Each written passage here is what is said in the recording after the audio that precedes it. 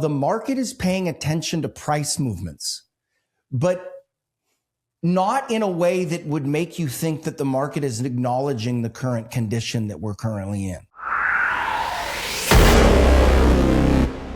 The opinions expressed in this program are for general informational purposes only and are not intended to provide specific advice or recommendations for any individual or on any specific security. It is only intended to provide education about the financial industry. To determine which investments may be appropriate for you, consult your financial advisor prior to investing. Any past performance discussed during this program is no guarantee of future results. Any indices referenced for comparison are unmanaged and cannot be invested into directly. Any references to performance of securities are thought to be materially accurate and actual performance may differ. As always, please remember investing involves risk and possible loss of principal capital. Please seek advice from a licensed professional. And we are back with another edition of the Daily Dots. And I am joined, as always, by the brain trust himself, Mr. Chase Taylor, back under the same roof. I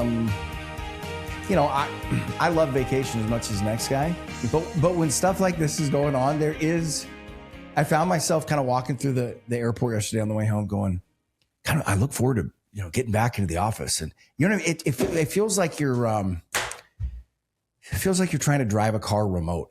Right, like you still got to keep it on the road, but you're just several steps away. You know what I mean? Yeah, I struggle to relax to begin with, but in an environment like this, forget about it. I know. That's why when they talk about like making equity trading 24/7, I'm like, dude, please don't. It's hard enough. That scares the other. I don't think that'd be healthy for markets. I just don't. I don't think that's a good idea on a lot of different levels. That would just be brutal. Yeah, we'd have to literally work in shifts at that point. You'd have to, yeah. Especially in this world. I don't think that's a healthy thing. I also don't think that. I think anything that you do that makes financial markets any more similar to gambling markets, I think that's a mistake as well. Yeah, like you already have futures running at night. Yep. If people care that much, go do that. And there's like a barrier to entry there that there should be because regular people probably shouldn't be trading 24/7. Yeah, no one should. No, people need breaks. No. That would not be good. Thankfully, my wife understands, like she's done this enough to where, she's like, no, go deal with this. She's like, I'd rather you deal with it, talk about it. We'll wait an hour and a half or 2 hours and then deal with it afterwards. She's been in the game for a long time. So she knows how it goes. It's like market wife is or market spouse is right up there with coach's spouse. Like for sure. Stuff that comes with it. Yeah. And especially when you come up in it together, it not the same with you and your wife, but she's grown, you guys have been together while you've grown your business and really gotten into it. And somebody being there at the beginning makes it so much more helpful, because they understand the ups and downs. As always, like we keep saying, this is a very binary market. It feels as though markets are starting to take a cue a little bit. Yeah. Slowly but surely. So before we get into it and talk about more updates here, why don't we give a little rundown on the markets? Yeah, so everyone knows we are almost 2 hours before the close. So this can change dramatically with a social media post or an announcement or something. But at the moment, S&P is down a little over 1.5. The Qs are down almost 1.9. Small caps about 1.8. Mag 7 down 2.7, and that chart is just brutal. It's just letting go. Dollar up about 0.3. Because of that, you have All World XUS down about 1, but All World XUS and EEM, even with the dollar up, is actually outperforming today. Oil up about 4.7%. You're actually getting close to about $99 a barrel now in front month. Interestingly, the out year stuff selling off a little bit today, which is just gives me a headache, but whatever. The most notable thing to me today is gold. Gold up 2.7 because, so far we've had any of these days where you had the risk off oil up, you also had gold down, but today at least, and it's one day, so we can't get too carried away, but for at least one day, gold going back the other way. And I will say, not just gold, because the 2-year yields now is down 6 basis points today. Now you still have the long end up, 30 years up 5 basis points, but so you're getting maybe a little bit of the market turning from whatever, it's just some inflation to this might hurt the economy. It's kind of what I read there. But, we talked about Meta yesterday down 7 and change, down another 4.5 today. you can see some of these tech stocks, Amazon down 3.5%, like starting to really feel some heat. Front month VIX is at 28. You're up another almost 7% there. So yeah, as you mentioned, like the risk blinders may have fell off in the last, whatever it is, like 36 hours. I can't point to anything specifically, but I'd like to remind people about a narrative that you and I were talking about coming into this year. We were talking about it in the fourth quarter last year. And I want to point out that this is how these things look, meaning I think it's really interesting in this type of issue, this kind of macro dust up. Meg 7s are taking it tougher on the chin than the broader indexes are. You know what that intimates to me? That intimates to me to more de-dollaring, right? People bringing more assets potentially from home. And this is one of the things that we pointed to. And people go, well, you didn't know that we were going to go. You're missing my point. It's just interesting how when you make these macro turns, remember it felt like you were in a hall of mirrors for like 10 years coming out of the GFC. Because every problem looked exactly the same and you busted out the same toolbox every single time. And it got perplexing because you're sitting there going, how do we keep having only these kinds of problems? When do the other problems start, right? Well, and then, yeah. Well, and then you turn these corners and we as market participants know that this is the way market works, right? Where you sit there and you go, look at this market you're currently involved in. Look at the drivers, look at the undercurrents. And just know that in a relatively not too distant period of time, it could be years, could be multiple years, but you will be in a market that looks like the mirror image of this and where everything adds up the other way. And that's what I was speaking to. I definitely don't want to put words in your mouth, but I would tell people, keep an eye on that Meg 7 sell-off because doesn't just pretend bad for the index and the index performance. But what I think a portion of that probably is, looking at what is going around the world, you've got yet another reason for people to be a little more cautious, probably not just based on their caution or fear about U.S. assets. But again, is this another reason to repatriate and get some capital and have some more at home? It's another reason to increase oil storage, right? So, I mean, by definition, that's another reason to bring some more capital at home. And I just think that, like I said, we just expected to see the economy make a switch gears where all of a sudden everything seemed like another reason or another catalyst to bring things home, or for another thing popped up somewhere in the world that made you think, you know what, commodities, natural resources are going to be more important than they were over the previous 10 years. And you know what's funny, man, is we've said that. It just keeps coming up. And I was glad you brought up gold because you and I haven't discussed this. I think so much of what we're seeing right now in terms of what we'd refer to as market blindness or refusal for markets to price things in. You and I had a talk about this probably about a week and a half ago. And we were talking about how the market is paying attention to price movements, but not in a way that would make you think that the market is acknowledging the current condition that we're currently in, right? Meaning, I think right now what you've seen is just a bunch of cross asset class, cross sector type of, quant work going on that, we're going to sell some of this because the price of this is going down. Rearranging the deck chairs. Yeah, right. And I think that is more in play today than ever.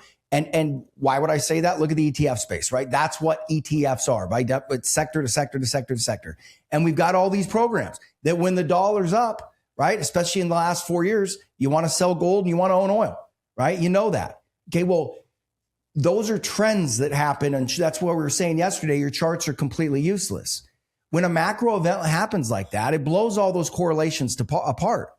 And I think that that's one of the issues you've got.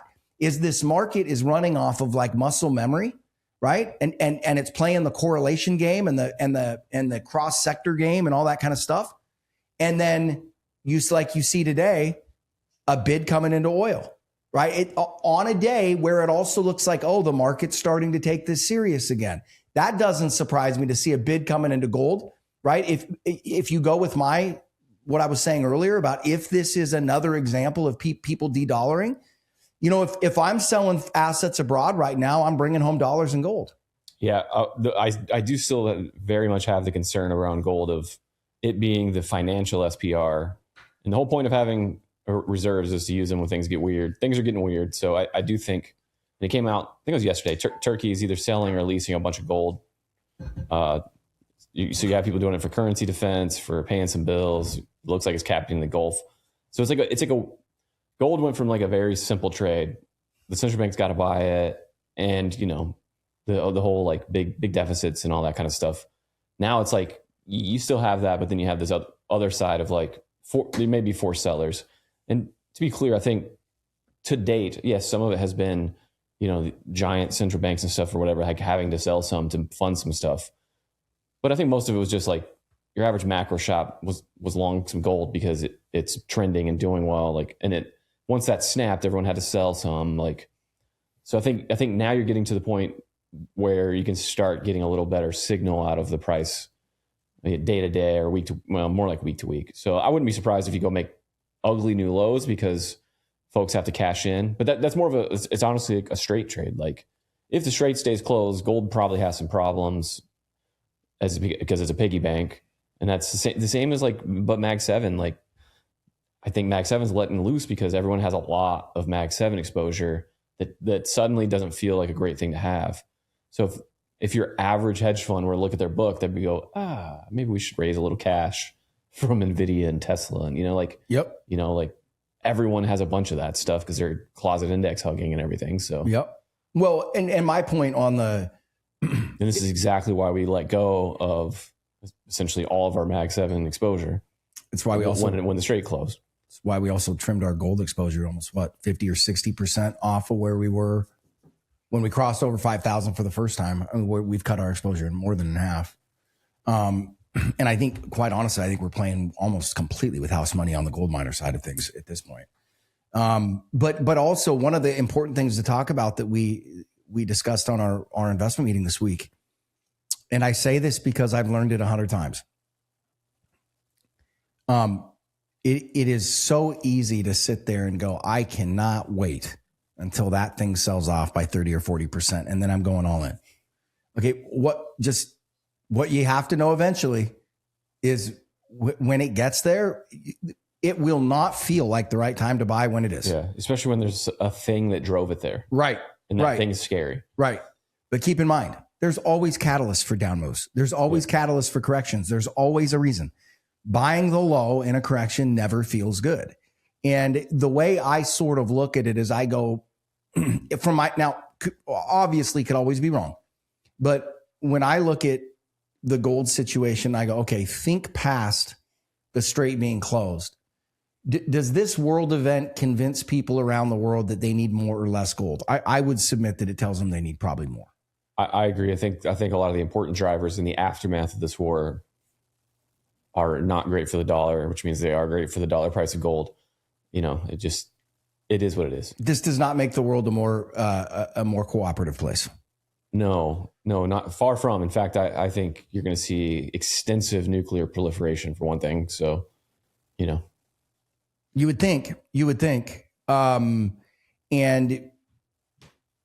I think that you have to be, like I said, I think that the proliferation of ETFs and the way the ETFs trade and the way that people use them, I think that they are playing into this market blindness big time. And it's like you have this market. We've talked about a Pavlovian effect, but it's just hilarious to watch people try to chart this. And you're just like, guys, put the tools of the last run away. They're just not, it's like the market hasn't had to price something really, truly macro in a non-cooperative world in a really long time. And it's like you see it keep reaching for like a hedge trimmer. And you're like, no, we're doing finished carpentry, man. Put the hedge trimmer away. It's of no use here. Nobody's back test has a straight of moves closed in it. That's all I know. Like literally nobody's. So, and here's the crazy part. Throw it all out the window and you start with just what that means. That's it. Here's the crazy part. And we all probably have different, but I know that we all have kind of like our circles of influence, right? And there's the people that I listen to and work with like you on a professional basis. And then I've kind of got like my sentiment circle of people that are casually involved, but don't do this for a living, but will often ask me what I think. and we'll often do things similarly to what we're doing in our portfolios, right? And you know, the number one question I've been asked by almost everybody in that sentiment circle over the last week and a half, the thing that they're concerned about owning is oil. It gives me a headache. It really does. It gives me a headache, but it also makes me feel like we're positioned correctly. Yeah, exactly. I mean, like I said, if you look at December 26, 27, 28, 29, they're all red today, despite the fact the front month's up close to 5. So like, and obviously those out years, that's mostly professionals and hedgers and stuff. So they can be weird. That's why I love them, because people are like, oh, that's not a prediction. I'm like, well, if it's not a prediction, it is a price. I can win because I'm gonna make a prediction on it. So everything's a prediction. Right. So yeah, you're right though, that it is actually a good feeling. It's just like every time we get a tape bomb that you can kind of read through easily, but the market is like, yeah. And it takes off with it. You know, it's just such a great opportunity. I feel like the market is willing to give you the newspaper from a week from now and then just let you trade against it. It's just, and laugh at you and call you an idiot the entire time. Right. It's unreal. And a perfect example is, we talked about it yesterday. It's funny. I was talking about the Jets ETF for airlines, which has like 80 things going against them right now. And it was crushing the market yesterday. But then I was just listening to Benny and the Squirrel, because they had Cuppy on, and they were talking about this. Basically, like the taco trade would be to buy calls on Jets, because obviously the airlines would rip if this thing was over, right? So, and it's like, that makes perfect sense. That's why it won't go down, is because they haven't dipped. Everyone wants, right. Everyone buys the dip before the dip now, but everyone wants that because they know it's one of the things that takes off if the war ends quickly. And it's like, again, you just have more people betting on it ending quickly than you have, you know, in any other scenario. Like, and the buy the dip mentality and the fade geopolitical risk mentality have morphed into a monster. But if you think this time is a little different from like the straight being closed versus like skirmishes that we've had for the last 15 years, like, it's just, they made the market, it's like a cheat code again for the market. Like, it's crazy. Well, and then like you and I've talked, and there's several different influences having an impact here, but you've really retarded that reflexive or that feedback loop in markets. And I think people are, it's just so, I don't know what else to call it other than like price blindness. You know, like, it's just, and it's weird. It's weird to say. And it's weird to say because you and I both cut our teeth in traditional markets where it is always, the market is not wrong, you are wrong. Right? Right. Problem is all my alpha in the last 4 years has been made betting against that same premise. And we have yet to be wrong. And the only time we've been wrong is where we didn't do that and played the obvious thing, because this market is doing the opposite of what normal markets do. Yep. This should be the title of the podcast, but I think what we have is essentially Pavlov's donkey. That's what the market is. I love this. And we're nachoing, we're not tacoing, and we're doing it with a donkey, not a dog. Yeah. I love that. Yep. Like the market is basically the sucker at the table right now. Yes. And that is obviously passive flows that don't care about a war. Like, clearly that's a donkey, right? But also like the retail people that are wanting to fade oil and buy the dip before the dip happens in stocks and in Mag 7 and whatever it is, going to be ARK, Jets, like you name it, right? If you actually look at the short interest in like XOP, it's like through the roof. You've got as high as short interest on XOP right now that I believe you've had in the last 30 years. I saw a chart today. Yeah, and it had already been, it was not like it waited for the straight to do this. It was already up. But like the fact that hadn't squeezed itself out already with, I mean, energy is completely demolishing the other sectors in the S&P. And it's still cheap. Yeah, I mean, right. Look, XOP is up as much as WTI in this. If you know the way stocks are valued, that doesn't usually work that way. Right? Because remember, well, what do you mean, Zach? That sounds perfectly. Let's get into the way math works. Okay, so their margins at 60 have effectively gone from like 8 to like 50. I mean, they're going to make a lot of money. Yeah. A lot of money. Yeah. And the stocks are up 40%, and the stocks were beaten down coming into this year. And if you think, like, obviously they have gone up, they've done well, but like they're pricing this like everything else, they're pricing this as if it's going to be over very, very, very soon. And maybe it will, and hopefully it will. But the world needs it to be over soon. But here, and I'll throw this out there. Let's go back in time 6 months. Okay. Let's put a group of market prognosticators around a table and sit there and go, okay, I know none of you think this is going to happen, but let's say WTI oil between January 1 of 26 and June of 27 averages between 90 to 110. What price would you place on XOP? And I bet you the consensus bet would have been somewhere between 80 to 100% higher than it was 6 months ago. And that would have made perfect sense. Yeah. I'm showing oil being up about 70% year to date and XOP like 45 to 50. Is that all oil's up? Year to date, yeah. What would we come into the year at? High 50s? Yeah. Okay. So, yeah. Yeah. So, and maybe, I just pulled up an AI, so maybe it's got stuff wrong by a day or two or something. But so if you think that oil at some point in the next 2 weeks is going to realistically trade in a sustainable way below 70, I would say the price on XOP is probably about right now. I mean, it's not cheap. And if you think oil's going under 70, give me a call. I'll make a market for you. Well, you mean like a real market? So we've got to start stipulating that. I mean, no significant shortages or rolling blackouts and trading under 70. Yeah, which we have spreading rapidly through the world right now, including very, very developed countries. You know what was wild was this is now 2.5 weeks ago, but I'm sitting there on the phone talking to Jamie, and he's standing up on top of the roof of the condominium he's staying in. And he's like, Zach, I'm looking at lineups of gasoline. We've already switched to 4-day work days. Like, people here are like, whoa, we got a problem. Right. And he goes, I look over and listen to US media, and it's like, oh, well, we might, this may not be an issue, or it's just the disconnect is wild. I think that's problematic because you think back to the Arab oil embargo. Like, we felt that a lot of the world didn't. We did because they embargoed us. And like, this one's kind of flipped because now we produce a lot of oil and we have sort of an oil embargo, but it's going to be, Asia and Africa and Europe that feel it. All non-producers really are going to feel it, right? So it buys us like the luxury of not feeling it the way a lot of other people will and already are. And again, to include very developed places, like you got to queue up for stuff that's already at a massive shortage in Australia. So it's not just Bangladesh and Zimbabwe that are running into problems here. How acute is the helium issue getting?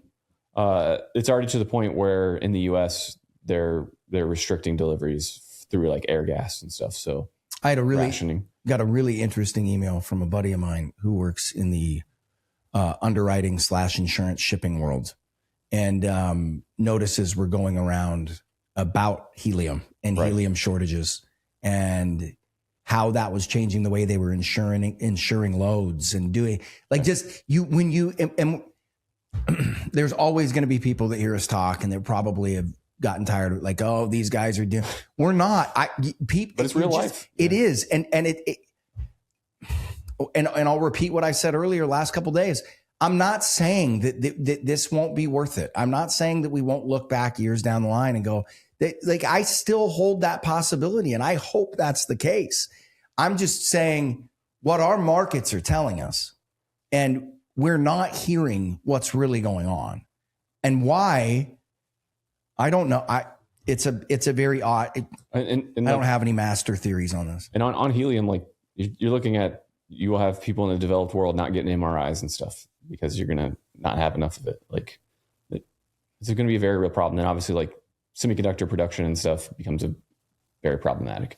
Now, if the Strait stays closed for a year, obviously we're all like Stone Age in some ways, but then people would stand up the ability to start doing things like helium without it being from the Gulf. Like we can recreate the Gulf in every way, shape, and form, but at the cost of trillions of dollars. Not at $90 oil. In a global depression. Not at $90 oil. You don't. So, yeah. And that's the weird. Not at an acceptable cost for the world. Yeah, and that's, man. Here's the other thing that I get worried about, and I think it is so prototypical us.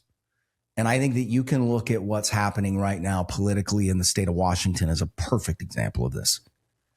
Meaning, It's almost like that we have gone backwards intellectually as a society, where we're only looking at first order effects and no 100%. one's considering the trickle down effects that come down the road. Right. And let me give you an example of this. Here in the state of Washington, it's made national news. Okay. But it appeared, so I think going into this year, we were like 5th or 6th highest tax states in the country. Now, Washington, I love it. You obviously love aspects about it. It's why you moved out here. But there's some serious things working against it. First of all, it's extraordinarily geographically isolated, right? Second of all, November through May are kind of a problem, right? And some would say through June. And because of that, it's not San Diego. It's also not New York, right? It's got these things against it. Now, one of the big upsells for Washington State was historically a pretty libertarian government, always tilted toward the quote unquote blue side. But there was also a very kind of don't tread on me kind of independent kind of thing. It had some New Hampshire vibes where it's East Coast. It obviously was liberal, but with that big libertarian shape. Totally. And it's taken a very radical turn over the last decade. And now they just passed a tax that truly, when people like me speak out about it, people go, oh, it's just, rich people finally have to pay. It's driving people out of the state right and left. And our friends, I've got buddies that run $2-3 billion venture capital funds. They're gone. And it's not just that tax. Like, no. There's been a few anti-business measures in the last few years that digital media especially taxes, when you compile them on each other, it's a lot of weight. It's brutal. And we were having a conversation in a boardroom the other day where we said, look, not only are we moving our firms outside of here, and the reason I'm moving my firm is not to protest the tax. It's because the tax is so clearly illegal. In our state constitution, it says, right, and it's just plain language, you cannot put a tax on one segment of the population and not on the other, and it has to be done in precisely the same increments. Well, this is a tax strictly on people that make over $1 million. So, I mean, it's just a total violation of the Constitution. And the issue I brought up is when we share a social contract with a government that has substantially more power than I do, and they break that social contract, you've given me no choice. Right. I said like that's legislative infidelity. I don't trust you with my assets. And voting with your feet is like, it's one of the most powerful things you can do. Like, to me, it's almost something you're almost not literally, but almost required to do from a principle standpoint of like, what else can I do other than let you know, like, I'm not okay with this by leaving. Yeah. And I'm not, and it's illegal. And I'm not going to sponsor illegal activity by governments. And I don't care what your political persuasion is. Like I said, that Constitution is a legal contract that we both enter into, right? And that we abide by while we live here. When you violate that contract while we're still, right? It's like I said, it's legislative infidelity. I got to go. But the reason I bring that up is it reminds me a lot of what you see going on in oil markets right now. Meaning there's this attitude, well, as long as we keep the price low. Well, okay, but here's the problem. And if you understood commodities, you'd understand that. The longer you quote unquote keep the price low, the longer the price will keep itself high. And if you try to just address that one thing, you're going to see it in really bizarre other places. Sure, you might be able to go get some $85 WTI. You might not be able to get an MRI. Yeah, muting feedback is horrible. In complex system like the economies is a bad idea. It reminds me of when I worked on the B-1 bomber, we had an air crew. So whenever you get to a certain altitude and you don't have the landing gear down, it'll give you this beeping tone, which is super annoying. But it's there for a reason. Like, hey, you're under X feet of altitude, time to put your gear down. Now, there's times where they need to wait 2 minutes before they do it. So they don't want to listen to the tone. Well, they know where the circuit breaker is to pull to override the tone. So sometimes they do. So we had an incident where they pulled the circuit breaker, so they didn't have to listen to the annoying tone, but then they forgot to put the gear down.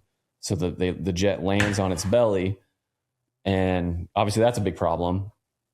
So yeah, because they didn't want to listen to the feedback to let them know. So it's the same thing in the oil market. Out of curiosity, what happens in the military to a pilot that makes that mistake? Oh, they got in trouble. I know they got in trouble, but like how bad? I don't remember. And it was actually, I think the whole crew got in trouble. Probably the person that pulled the breaker was actually one of the backseat people, one of the weapon systems operators.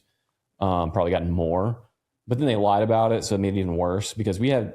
Wouldn't an air traffic controller see him coming in and go, dude, your gear isn't down? No, not always. Yeah. Wow. I mean, that is your responsibility. Like, for sure. Yeah. But but we had all the data, like literally you can see when a circuit breaker pops, right? So like you could see like, no, this is what happened. Like, sorry, like you lose. Like, yeah. And now that, well, I'll say now, when I left, the new nose art of the plane was Felix the cat, because it was already Felix the cat, but this time it was Felix the cat sliding on its belly, holding the bomb up like over its head. I love that. Yeah, just kind of trolling them, but that's hilarious. Who do they get to put that troll art on those things? I don't remember who. Not troll art, but nose art. Yeah. On that jet, it was troll art, but yeah, that's hilarious. Yeah. No, but and that's what worries me about these feedback loops and the suppressing of those feedback loops. If you want to go to an extreme example, I always think of Mao Zedong. We're going to lead the world in wheat exports. And so to that end, I want you all to pick up rocks and throw them at every bird you see eating the seed. Yep. Right. And then they lead the world in wheat production, and then insects eat it all because there's no birds there to eat the insects. And that's just a classic example. And whenever you start doing that to markets, I don't know of an example. And again, we don't know if they're doing that. You're just at a point where, at least for me, I'm looking at a data set that doesn't make any sense unless I plug some sort of interference in. And it's not just the U.S. that's talked about intervening in futures. Japan has come out openly and talked about they might short oil futures to get the price down. Yeah. So you have essentially, institutional collusion to turn the volume down on that tone, to that feedback. Because $150 is feedback to let you know, like, hey, something's broken. There's things you got to do here to make this make sense. And then the only way to make it make sense is to have that clearing price be higher. Because it reminds me of, like, people always talk about price gouging and how bad it is. Like, say, charging $30 for a 6-pack of water right after a hurricane, right? People hate that. They think it's so inhumane and stuff. But the reality is, if you don't do that, some jerk might show up and buy 30 waters he doesn't need. And charge you for 10. Charge you $10. Right. And you'll see the Yahoos filling up 30 gas cans whenever there's a crisis. Same thing. Now, obviously, rationing makes sense. You'd be like, look, you get 1 water pack. That's fine. That doesn't like violate important feedback.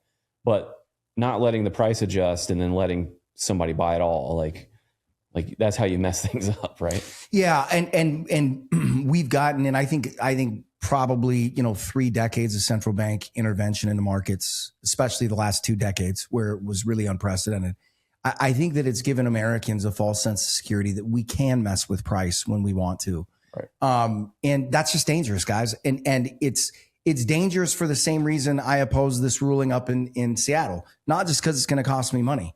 And I said this on a couple of local media outlets where I'm like, everybody's like, oh, you evil rich people, you're going to have to pay more. You look at them, go, hey, look, this may be a little distasteful, but if we're going to have this conversation, let's have it in real terms, right? I'm going to be me and anybody else you drive out of this state due to this law. We're still going to be rich. You may find that unpalatable, but we're still going to be rich. Guess what's going to happen though? You're going to lose all that revenue. Okay. At the same time that you're ramping your budget 20%, you're going to be smoked. You're doing this to yourself. This is dumb. Okay. You may not care about markets, but they care about you. Okay? Exactly. And there is no override. And that's what's been so frustrating. And like I said, I think it's a microcosm of our culture right now is you have so much magical thinking and so few people with their feet on the ground saying, guys, for instance, let's not mess with free markets because the reverberations of those things are often far worse than the pain that you're seeking to abate, right, in the short run. And there's so many examples of that. It's not like you have to dig deep, right? But I just think we're being very unrealistic on a lot of different fronts. The opinions expressed in this program are for general informational purposes only and are not intended to provide specific advice or recommendations for any individual or on any specific security. Any references to performance of securities are thought to be materially accurate and actual performance may differ. Now, one thing I did want to talk about. Quickly, first, it reminds me of the Ayn Rand quote, you can ignore reality, but you can't ignore the consequences of ignoring reality. 100%. At 100%. And, it was like, here's a classic one. Okay. Downtown Seattle is turning into a ghost town. Okay. Now, 6 years ago, pre-COVID, when you moved here, it was booming, right? It was booming. So you've got so much, relatively speaking, in the last 10 years, so much investment, so much new commercial real estate, all that kind of stuff. Okay. Because of these reasons, and this law is only going to accelerate that, Starbucks is moving, right? Starbucks says we haven't moved our headquarters yet. Well, the new place they got has the same number of square footage and can house 100% of the employees that they currently house at the Seattle headquarters. So do the math there. And then if you look at the deal that the state like Tennessee is giving them, they have a fiduciary responsibility to move. I mean, first of all, the city of Seattle is forcing them to shut down the original Starbucks locations because of crime, right? Yep. So it's like they're not being given a choice. So in the midst of all this, the new mayor, who this is her first job, congratulations for this 44-year-old that decided to finally get in there to the workforce. So her idea is, because she's looking at dropping property tax revenues, right? So her new idea is, let's charge them a vacancy tax. And like I said, I cannot wait to see the look on her face when somebody explains to her what a non-recourse loan is. Okay, because if you want to go do that, honey, guess what? The city of Seattle is going to be on the hook for a lot of maintenance for these buildings.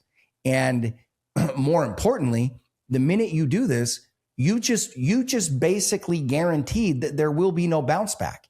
Meaning, you think any investors are going to come in here and buy low and make a long-term investment just because the price is down 70 to 80% with you passing the kind of laws you are? No, they're not going to touch it. No one's going to tie up capital in your city. And a vacancy tax is obviously like you're trying to raise money off of the negative side effects that you cause of your policies. Policy. It's like a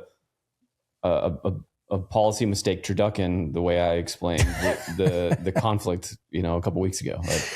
Yeah. And like I said, not everybody is dealing with the insanity of a state like Washington. And when I say that, it's not, we're making sure when you hear people advocating socialist policies, they're not a serious person. They're not a serious person. Are there times where you need government to run certain things? Yes. Right. But people are, well, that's socialist. No, it's not.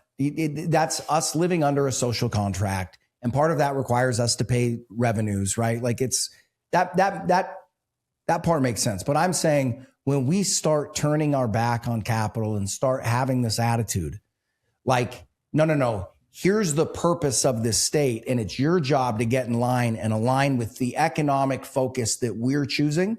Good luck with that. Good luck with that. No, it's your job as a government to figure out how to best serve the people with the resources that you've been given from your constituents, which at the end of the day are the boss, right? Like at least the way it's supposed to work. And we just need to wake up. Like there's just to all kinds of realities. And like you and I have discussed, this is not just pointing out the idiocy of one stance or the idiocy of one party or the idiocy of one political movement. But like I said, there's like this rash of magical thinking I see all over the place. Like somehow magical thinking is bipartisan. That is for sure. Yeah. And it's not reality. And global. And I think that magical thinking to a certain degree is one of the reasons that we currently find ourselves in this fix. I think that the ease and the brilliance of the extraction of Maduro, and I'm spitballing here, but it just makes sense to me. I think that left people slightly overconfident in the capabilities. I don't think there's any question. And I would say not slightly overconfident. Yeah. And again, I'll just keep pointing back to this. It wasn't, it wasn't me not cheering for the administration. It wasn't me not hoping this would work out correctly. I just remember when I first heard that we went into Iran, the first thought that went through my mind was, well, they clearly have a plan for the Strait that I'm just not aware of. You know what I mean? Like you just thought by definition they did. And then from the very beginning, we said we were afraid that they don't, just because it's one of those situations where what do you do? I don't know. Right. That's the trouble. Nor do they, which is, I think is obvious now that you're a month in and it's still closed. Like, and this goes back to my point of like, the market wants to believe all the good stuff. So if you go back to the day they were like, it's fine because we'll do escorts and we'll insure it. The market was like, yay, and it went up like 2%. And it's like, yeah, but like that's not going to work. So it's a perfect example of like, you let the market do its magical thinking, and then you look at the facts on the ground. But yeah, that ain't going to work. How American is that though? Like how stupid is that? okay, we're going to figure out a way to insure them. Problem fixed. Like I'm like, guys. Right. We have a financial solution to this physical problem. Well, also, does that mean that you're standing up volunteering to pilot that ship through the strait now? Right. Right. Do you feel that good about it?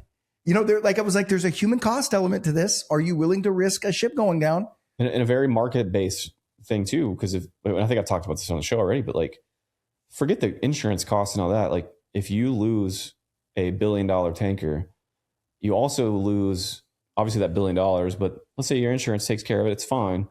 You lose every future dollar of cash flow that tanker was going to provide you.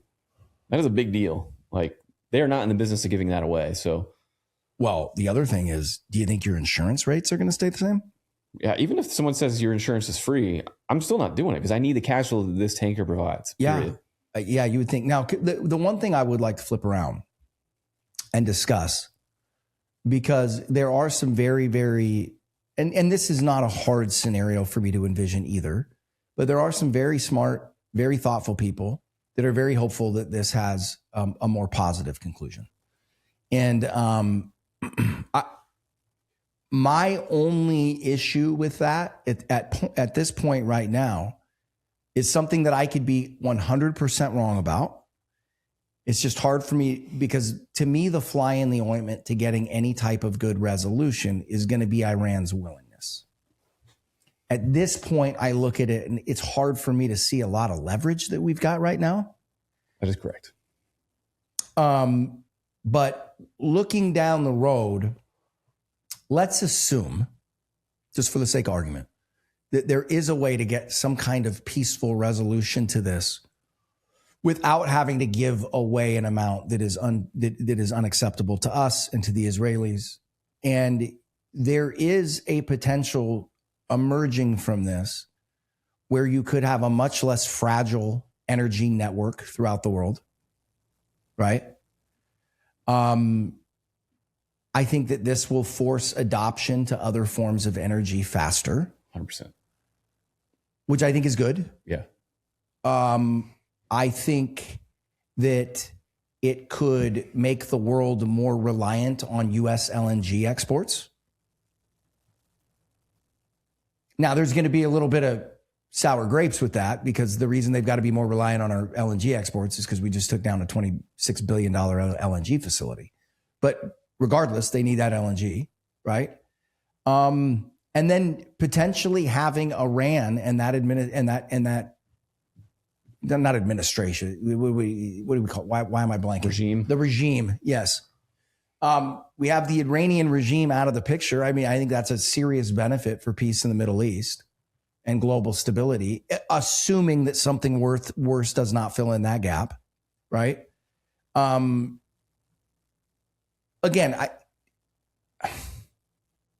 I really hope that's the outcome. I think it could be. I'd just be lying if I told you I think that that's the probability right now because like I said, it's just hard for me to see us having the leverage to make a deal like that happen.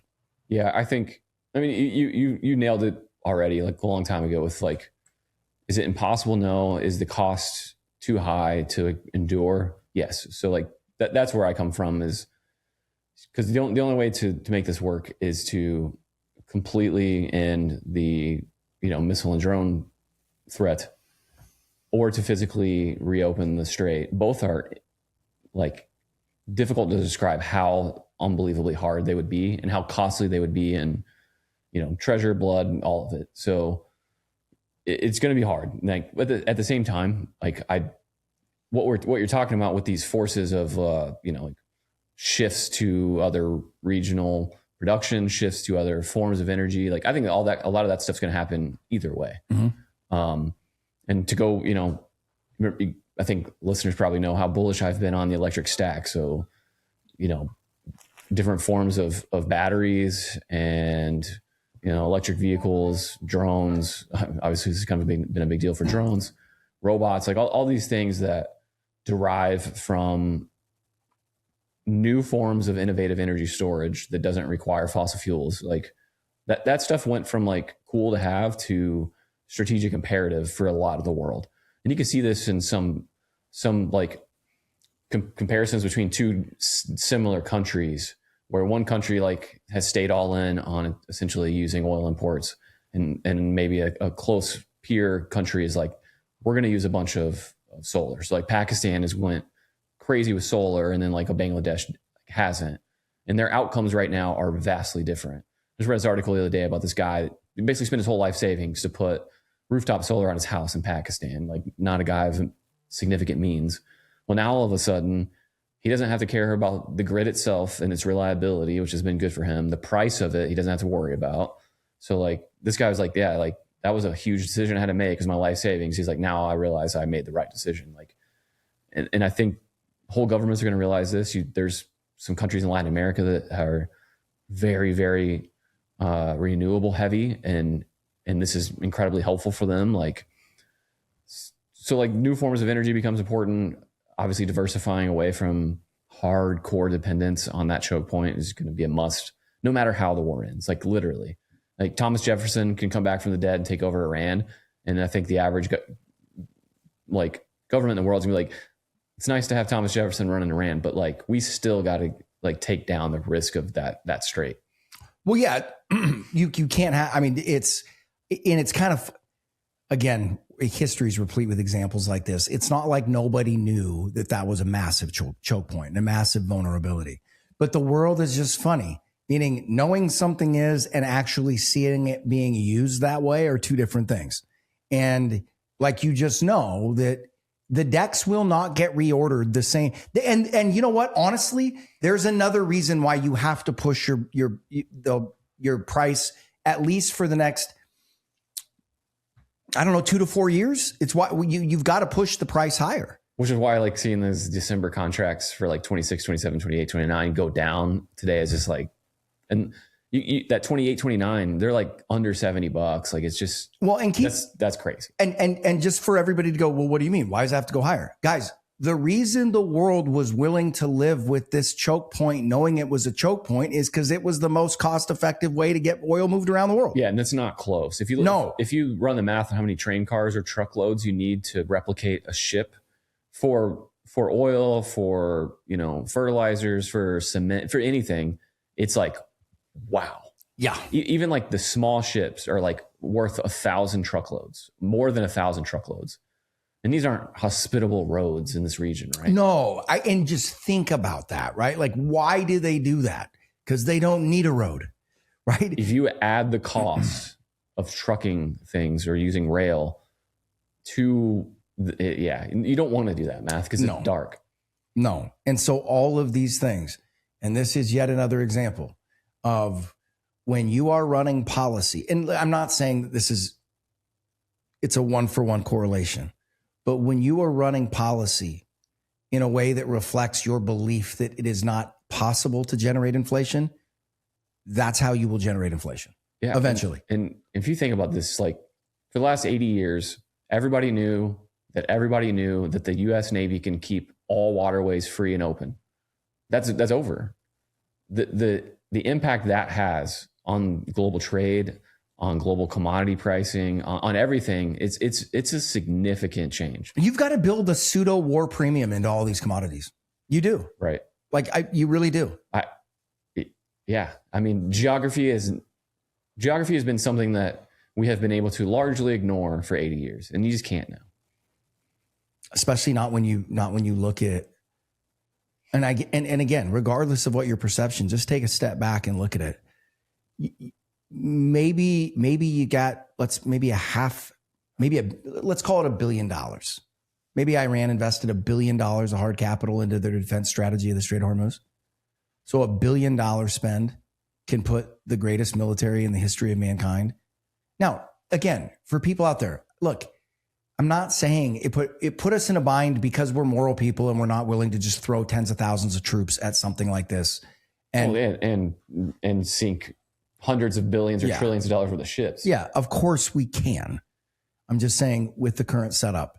And you got to start factoring it's a bold new world. It is. The asymmetry that has been introduced in the last, it's been 20 years at least.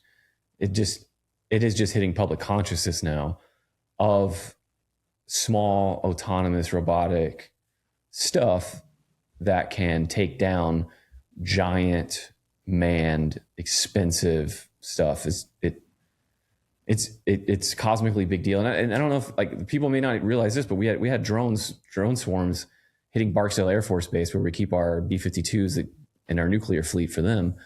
Like where they had their operations halted during a war for strategic bombers because of drones, and we don't know what they are, whose they were, and anything.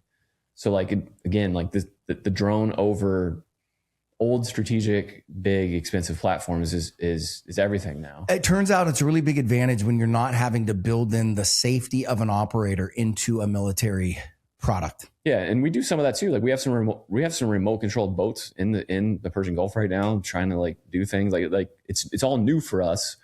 It's all new for a lot of people. You know, it's all there, but you got to do this at a cost and stuff that makes sense too. So like in the defensive side, like we will figure out a way probably to neutralize all these drones eventually, but that's going to take a lot of money, a lot of investment, a lot of mistakes. So, you know, it's like giant shotguns.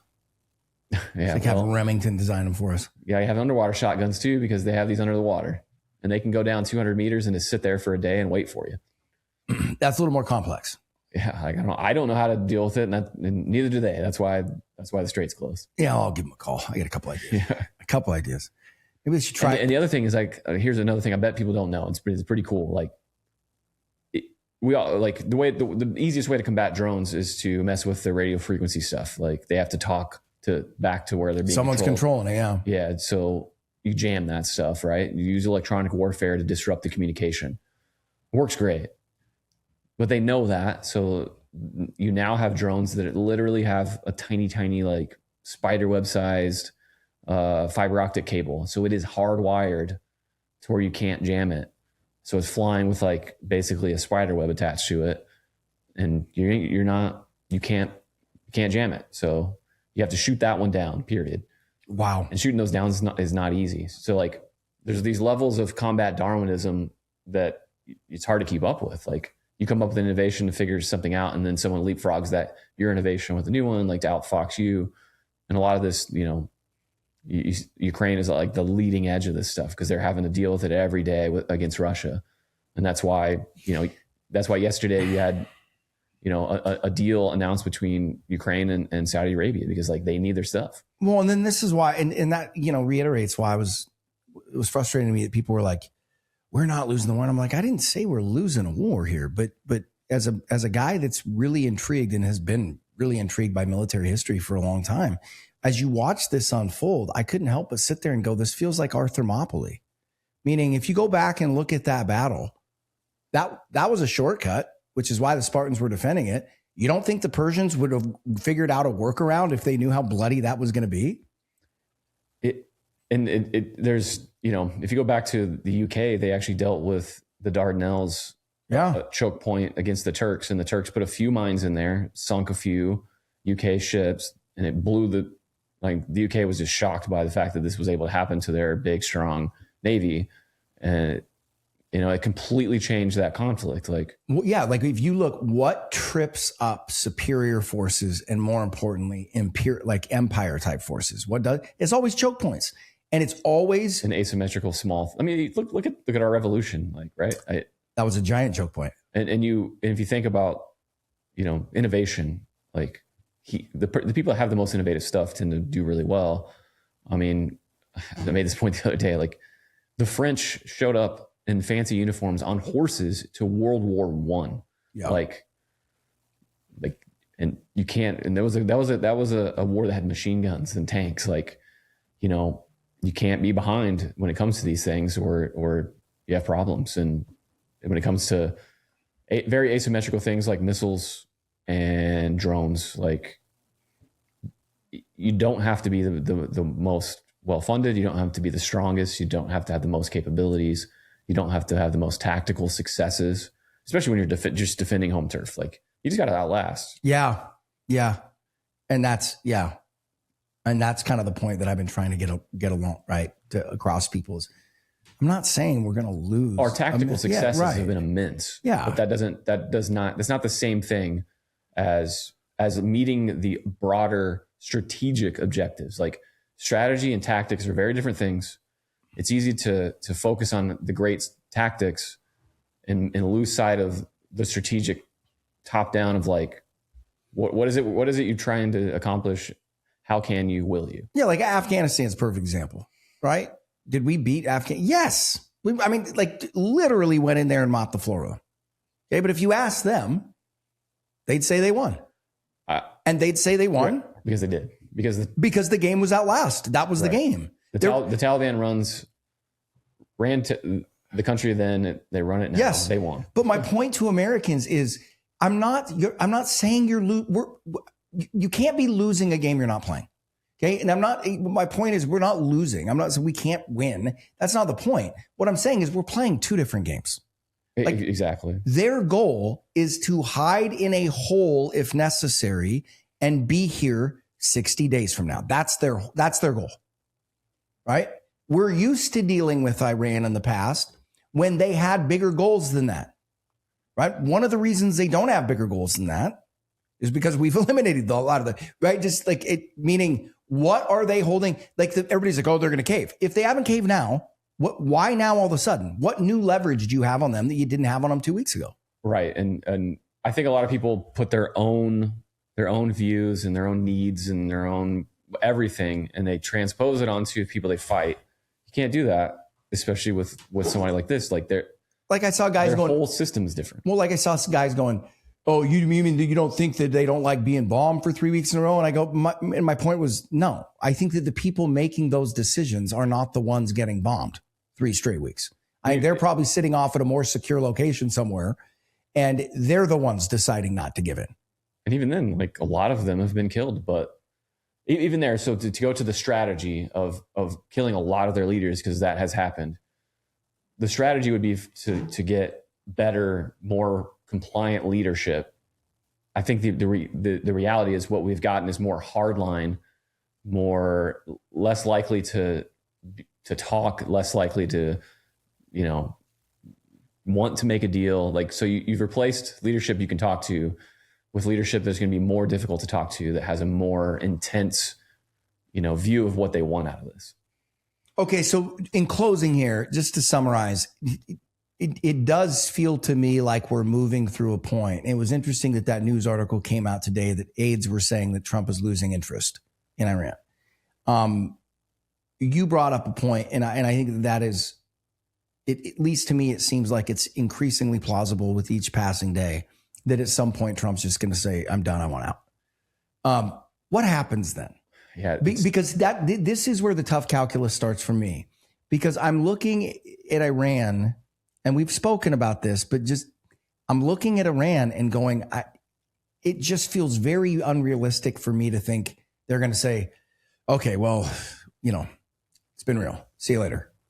Conflict over. Yeah, I think a lot of it comes down to where Israel is in this whole thing too. Like if we stop and Israel stops, like Iran will stop bombing things, but the Strait becomes like the really important part of this. Obviously, like you almost need to negotiate a way to make that open enough to make sense. Now obviously if the war ends, like I think most goods start transiting without a problem. So like if you could just walk away, don't negotiate a deal, don't write down a defeat. Just say like we went in, we blew a bunch of stuff up, we win, like it's over. Like obviously the problem becomes like they still have a nuclear program, they still have a giant missile program, the regime's still intact, and like they've now shown the world like the Strait, we'll do whatever we want with it. Yeah, but they're also severely weakened too, and that's one of the things that concerns me. Just meaning I don't think that they're in a place. I don't, again, I hope I'm wrong. I just don't think they're in a place to accept anything less than serious concessions. What I think they the number one thing they want is like, they don't want this to ever happen again. It's like, I think they're trying to take a pound of flesh so that the U.S. and Israel like don't do this again, because they realize the costs are just incredibly high. But like to your point, like their financial position was already terrible. Now that they have a bunch of infrastructure to rebuild, that's brutal. So like, and obviously like they want us to pay for that. Like we're not doing that, but but like sanctions relief helps them rebuild. Like, there's real incentive for them to try to get sanctions relief. So like at the moment we have really maximal demands of them that are, you know, that's a cartoon. We're not getting that. And they have really maximal demands of us. That's a cartoon. They're not getting that. I do think it's possible for both sides to sit down and be like, all right, look, you're going to get some stuff. I'm going to get some stuff. We're both going to get stuff. We're both going to have to deal with realities we don't want to deal with here. But like, this is the way out. Like, I think that is what makes the most sense, but it's going to be hard. And like both sides are going to have to come off the maximal demands for sure. But at the moment, I think they do have the leverage. And unless you can change that calculus to get the negotiations back towards you some, like the only way out today is to just quit and hope for the best, or to give in to a lot of what they want. Yeah. And that is, I don't think American leadership, and I don't mean just the president. I don't mean just anything. I mean like the entire intelligentsia and just public of the country is in a headspace to where we can be like, okay, here you go, Iran. Here's all the stuff we just have to give you because you have all the leverage. Like, I think we have to go through a denial stage before we can get to that point. And to your point earlier, like it is not impossible to like flip the tables here and regain the initiative. It's just the cost of doing that, the time and the economic impacts that it require are just, they're more brutal than you can describe. Yeah. The other part of it are the people out there that are cheering for it and say it's a good idea. Look, again, I mean, I'm the last guy on earth that's ever going to cheer or root against our military. On the flip side is, hey, we didn't realize what a mess the Strait would be. Let's be open to the idea that there are potentially other things out there, and we could be looking at a gruesome scene that nobody wants to see. 100%. It freaks me out, man. If you think, I mean, we had to abandon our bases all over the Gulf, and then they got largely destroyed. Like, yeah, and most are reported to be uninhabitable at this point. How do we protect these guys in Iran if we can't protect them, you know, in Bahrain? Like, it is some of the most inhospitable terrain in the world. Like I encourage people to look at a topographical map of the mountains there, because that gives, the islands. If you're playing home country defense and you have these mountains, like it gives you an insane advantage.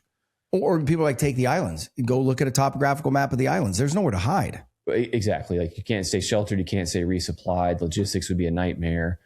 Defending against drones and missiles would be a total nightmare. You won't have the naval superiority in the Gulf while you're doing it. You won't have air dominance while you're doing it. Like all the things we're accustomed to having when we try to do ground ops, you're not going to have in the same way. And you know, there's so like the Persian Gulf, the Strait of Hormuz is a choke point. If you think about the on the ground, the country of Iran, it is just nothing but a series of choke points because of the mountain ranges.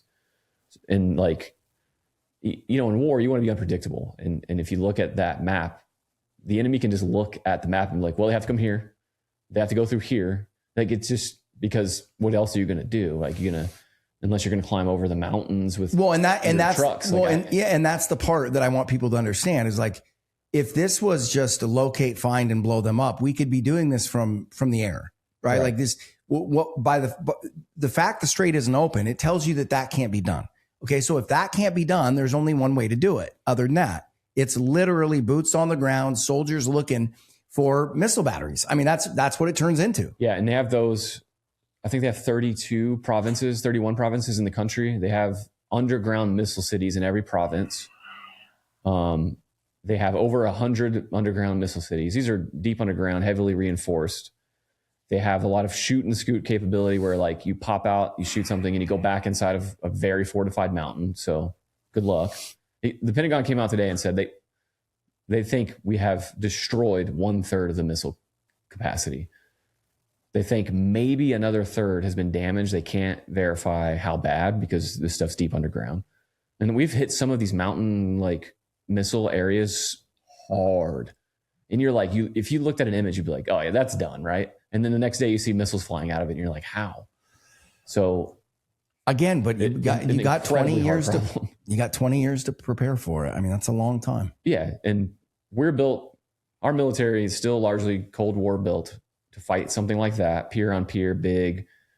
And it's also partly built for counterinsurgency because of what we spent the last 25 years. Yeah, they had 20 years to structure their military around one purpose. Right. Theirs is just to keep the strait closed. It's to defend the homeland, keep the strait closed. And if someone puts boots on your ground, how to do that. And they have a million man army. Like, it's not like they have they got 100 million people. I mean, like it's not like they have 50 dudes with broken machine guns or something. Like,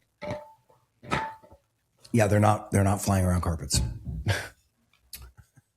Anyway, so in closing, I think that it does feel to me that there is some reality or at least perception shift on the U.S. side happening a little bit. It does feel to me like you are getting close to some sort of resolution. And when I say close, like maybe 2 to 3 weeks in that space. At some point, it is going to be time to start taking profits on some of the energy positions. I know we're trimming some of those today. We did some small shaves of both energy and equity hedges, because like we said, when the market panics, that's when policymakers do. So the market's starting to panic. It's not insane yet, but the Qs are in more than a 10% drawdown, vol's nearing 30. Now, if the calculus is this is a strategic problem that we have to solve no matter the cost, then everything's out the window. The markets can do whatever they want. The economy can do whatever they want. And theoretically, we look right through that. But if we're not there, then you would expect this pressure to start to be applied in ways that lead to some road out. But that may be a very unfortunate road out. Maybe we may have to swallow some pills we don't want to swallow. Mm-hmm. You got anything else in closing? It'll be an interesting weekend.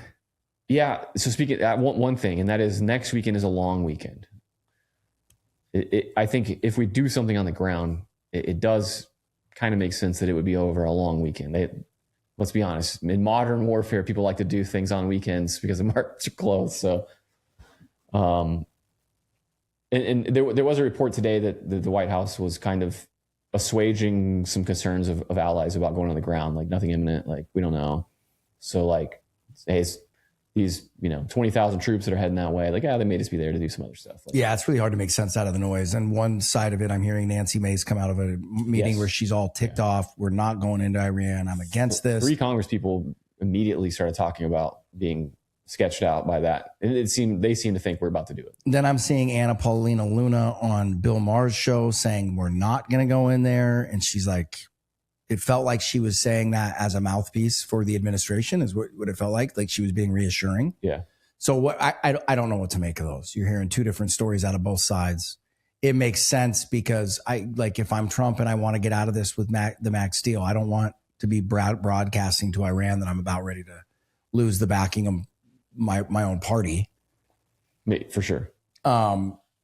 But it's just hard to know. And then what Iran's response is. My feeling is that the minute Trump says he's off, and just looking at this market, you're probably going to get a knee-jerk sell-off on oil that's probably way overcooked.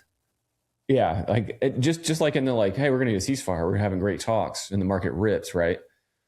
What matters is in this there's multiple parties here. The other team has a vote.